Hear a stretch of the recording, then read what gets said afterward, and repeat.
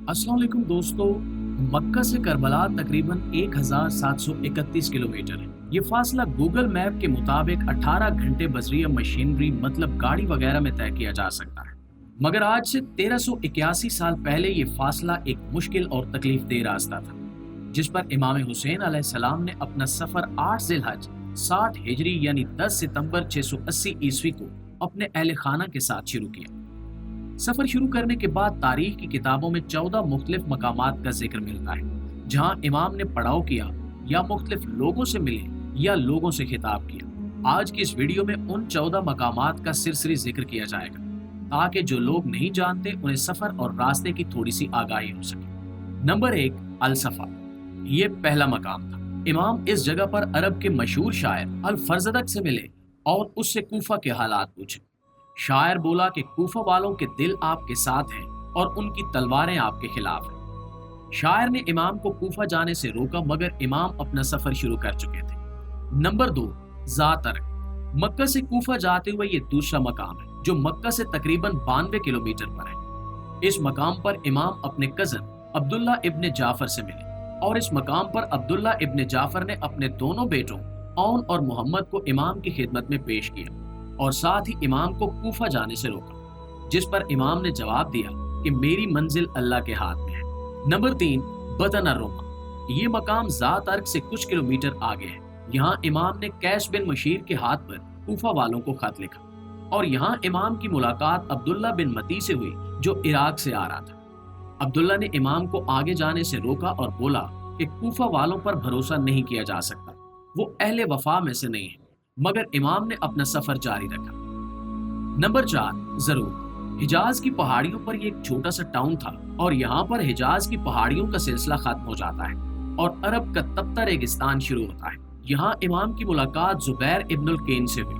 उसे जब पता चला कि इमाम किस मकसद के लिए जा रहे हैं, तो उसने अपना तमाम सामान अपनी बीवी के हवाले किया और उससे कहा कि तुम घर जाओ, मेरी ख्वाहिश है कि मैं इमाम के साथ कत्ल हो जाऊं। नंबर 5, ज़याला। इस मकाम पर इमाम की मुलाकात 2 आदमियों से हुई जिनका ताल्लुक अरब के कबीले असदी से था। इन्होंने इमाम को कूफा वालों के हाथों जनाबे मुस्लिम बिन अकील की शहादत की खबर दी। इमाम ने फरमाया कि बेशक हम अल्लाह के लिए हैं और उसी की तरफ लौट कर जाने वाले हैं और बेशक वो हमारी कुर्बानियों का हिसाब रखने वाला है। इस मकाम पर इमाम ने अपने साथ चलने वालों को बताया कि जनाबे मुस्लिम और जनाबे हानी को शहीद कर दिया गया है और कूफा वाले हमारी नुसरत नहीं करेंगे। इमाम ने इस मकाम पर फरमाया कि जो छोड़कर जाना चाहता है वापस चला जाए। बहुत से कबाइल जो रास्ते में इमाम के साथ इस उम्मीद पर चल रहे थे कि उन्हें मालो दौलत मिलेगा, इस मकाम पर इधर उधर बिखर गए और वापस अपने घरों को लौट गए और इमाम के साथ उनके अहले खाना समेत तकरीबन 50 लोग रह गए। नंबर 6, बतन अल-अकीक। इस मकाम पर इमाम कबीले के एक आदमी से मिले जिसने इमाम को आगाह किया कि कूफा में आपका कोई दोस्त नहीं है। कूफा को यजीद के लश्कर ने घेरे में ले लिया है और उसके दाखिली और खारजी दरवाजे बंद कर दिए हैं और कूफा तशरीफ ना ले जाए। यहाँ भी इमाम ने अपना सफर जारी रखा।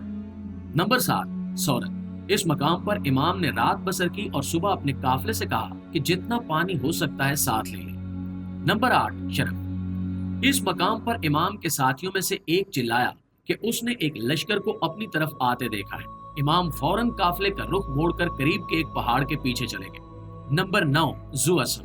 इस मकाम पर इमाम की मुलाकात हुर और उसके 1000 सिपाहियों से हुई जो प्यासे थे। इमाम ने सबको पानी पिलाने का हुक्म दिया और बजाते खुद भी सबको पानी पिलाया और जानवरों को भी पानी पिलाया गया। इस मकाम पर ज़ोहर की नमाज अदा की गई और सब ने मिलकर इमाम की इमामत में नमाज ज़ोहर अदा की। इस मकाम पर इमाम ने हुर और उसकी फौज से खिताब किया और फरमाया, ओ अहले कूफा, तुम लोगों ने मेरे पास अपने कासिद भेजे और मुझे खतूत लिखे कि तुम लोगों के पास कोई इमाम नहीं और मैं कूफा आऊं और तुम लोगों को अल्लाह के रास्ते में इकट्ठा करूं और तुम लोग मेरी बैत कर सको। तुम लोगों ने लिखा कि आप अहले बैत हैं और हमारे मामलात को इन लोगों की निस्बत जो नाइंसाफी करते हैं और गलत हैं बेहतर तरीके से हल कर सकते हैं।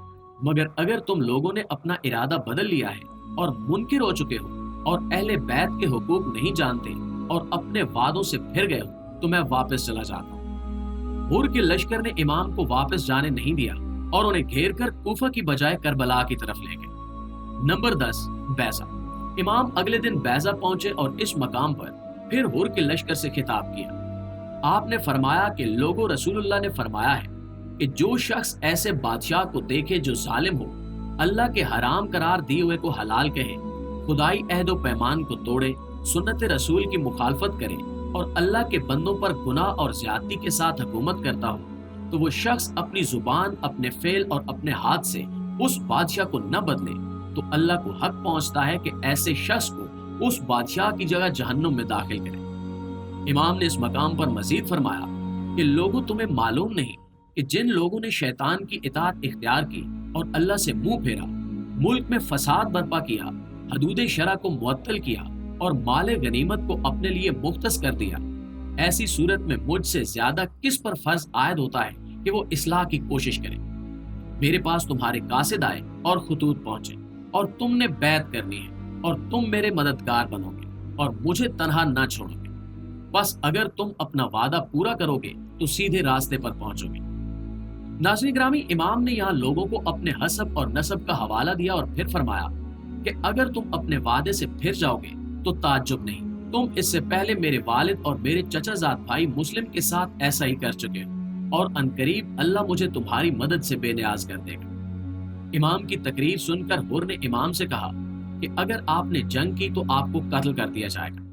امام نے فرمایا کہ تم مجھے موت سے ڈراتے ہو، اور کیا تمہاری شقاوت اس حد تک پہنچے گی کہ مجھے قتل کر دو گے؟ ہر کے لشکر پر کوئی اثر نہ ہوا اور وہ امام کو کربلا کی طرف گھیر کر لے جاتے رہے۔ نمبر 11، عزیب الحجنات۔ اس مقام پر امام کی ملاقات ترما بن عدی سے ہوئی، جس نے امام کو کوفے والوں کے خطرناک ارادے سے آگاہ کیا، جسے امام پہلے ہی جانتے تھے، اور امام سے اپنے ساتھ کو آجا چلنے کی درخواست کی تاکہ امام وہاں پناہ لے سکے۔ امام نے فرمایا، اللہ تمہیں اور تمہاری قوم کو جزائے خیر دے، ہم میں اور ان لوگوں میں عہد ہو چکا ہے اور اب ہم اس عہد سے نہیں پھر سکتے۔ نمبر 12، کسر بنی مقاتل۔ فیصلہ ہو چکا تھا کہ امام کو کوفہ نہیں جانے دیا جائے گا، چنانچہ ہر کے لشکر نے کوفہ کا راستہ بدل کر امام کو گھیر کر کربلا کی طرف لے جانا شروع کیا، اور امام راستے میں کسر بن مقاتل رکے، اور شام کے وقت امام نے فرمایا کہ بے شک ہم اللہ کے لیے ہیں اور اسی کی طرف لوٹ کر جانے والے ہیں۔ امام کے 18 سالہ بیٹے علی اکبر امام کے قریب آئے تو امام نے فرمایا کہ انہوں نے خواب میں کسی کو کہتے سنا ہے کہ یہ لوگ انہیں قتل کرنے والے ہیں، جس پر جناب علی اکبر نے امام کو تسلی دی اور فرمایا کہ کیا ہم سیدھے راستے پر نہیں ہیں؟ نمبر 13، نینوا۔ اس مقام پر ہر کو ابن زیاد کا خط ملا جس میں اس نے لکھا تھا کہ امام جہاں ہیں انہیں وہیں روک لو اور انہیں ایسی جگہ اترنے پر مجبور کر دو جہاں پانی اور ہریالی نہ ہو۔ ہر نے امام کو ابن زیاد کے خط سے آگاہ کیا۔ آپ نے فرمایا کہ ہم اپنی مرضی سے نینوا میں خیمہ زن ہوں گے، جس پر ہر نے کہا کہ ابن زیاد کے جاسوس ہر چیز کی نگرانی کر رہے ہیں، لہٰذا میں آپ کو ایسا نہیں کرنے دے سکتا۔ پھر امام کا قافلہ ایک مقام پر پہنچا تو امام نے پوچھا کہ اس جگہ کا نام کیا ہے؟ کسی نے جواب دیا کہ کربلا۔ امام نے فرمایا کہ یہ کرب و بلا کی جگہ ہے، یہ وہ جگہ ہے جہاں ہمیں قتل کیا جائے گا۔ نمبر 14، کربلا۔ پیارے ساتھیوں، امام کے حکم پر کربلا کے میدان میں خیمے گاڑ دیے گئے۔